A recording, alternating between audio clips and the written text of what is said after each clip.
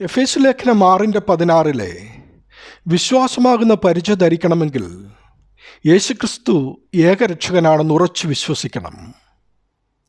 ഗെത്സമനയിൽ വെച്ച് യേശുവിൻ്റെ ഉള്ളിൽ നിന്നുയർന്ന നിലവിളിയായ അബ്ബാ പിതാവേ എന്ന സംബോധന മർക്കോസ് 14:36 നിന്നും, റോമർ 8:15 നിന്നും, ഗലാത്യർ 4:6 വരുമ്പോൾ അത് വിശ്വാസികളായി നമ്മുടെ ഉള്ളിൽ നിന്നുയരുന്ന തേങ്ങലായി മാറുകയാണെങ്കിൽ നമ്മുടെ വിശ്വാസം ഉറപ്പിക്കപ്പെട്ടതാണ് എന്ന് തിരിച്ചറിയാം.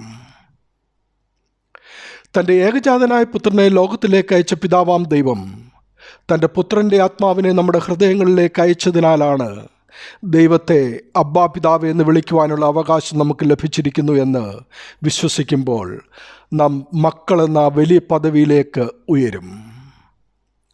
യേശു പിതാവിനെ വിളിച്ച സംബോധന, അതെ, സ്വാതന്ത്ര്യത്തോടെ വിളിക്കുവാനുള്ള അവകാശം നമുക്കും ഇതിലൂടെ ലഭിക്കും.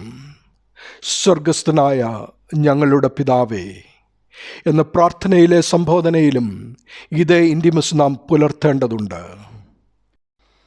ദാസ്യത്തിൽ നിന്നും മക്കളെന്ന പദവിയിലേക്കുള്ള ആ ബന്ധത്തിലുണ്ടായ മാറ്റം പരിശുദ്ധാത്മ പ്രവർത്തനമത്രേ എന്ന് റോമർ 8:15-16 തിരുവചനങ്ങൾ വെളിപ്പെടുത്തുന്നു.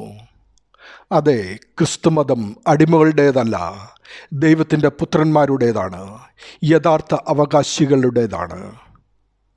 എന്നാൽ സ്വയം വിചിന്തനം ചെയ്യുക, നാം യഥാർത്ഥമായും പുത്രന്മാരായി എന്ന് വിശ്വസിക്കുന്നുവോ? ആ സ്വാതന്ത്ര്യത്തിലാണോ നാം ജീവിക്കുന്നത്? നമ്മിൽ അനേകരും ഇപ്പോഴും ദാസ്യത്തിൻ്റെ ജീവിതമല്ലേ നയിക്കുന്നത്?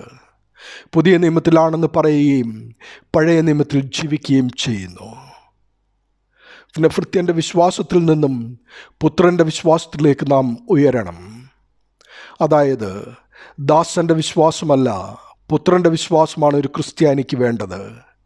ക്രിസ്ത്യാനിയെ പുത്രനായി ദത്തെടുത്തിരിക്കുകയാണ്. നമ്മുടെ സ്ഥാനം മനസ്സിലാക്കി അതിന് അനുയോജ്യമായി ജീവിക്കുക. അപ്പോൾ സത്യ ഏകദൈവത്തിലുള്ള വിശ്വാസം നമുക്ക് പരിചയമായിത്തീരും. അതുകൊണ്ട് ഏത് അന്ധകാര ശക്തികളെയും തടയാം. മലയോട് നീങ്ങി കടലിൽ വീഴാൻ കൽപ്പിച്ചാൽ അപ്രകാരം സംഭവിക്കും. നല്ല പോർ പൊരുതു, ഓട്ടം തികച്ചു, വിശ്വാസം കാത്തു, ഇനി നീതിയുടെ കിരീടം എനിക്കായി വെച്ചിരിക്കുന്നു എന്ന് പ്രഖ്യാപിച്ച പൗലോസ് അപ്പോസ്തലൻ നമുക്ക് വിശ്വാസ സംരക്ഷണത്തിൽ മാതൃകയായിരിക്കട്ടെ. ദൈവനാമം മഹത്വപ്പെടട്ടെ. ആമീൻ.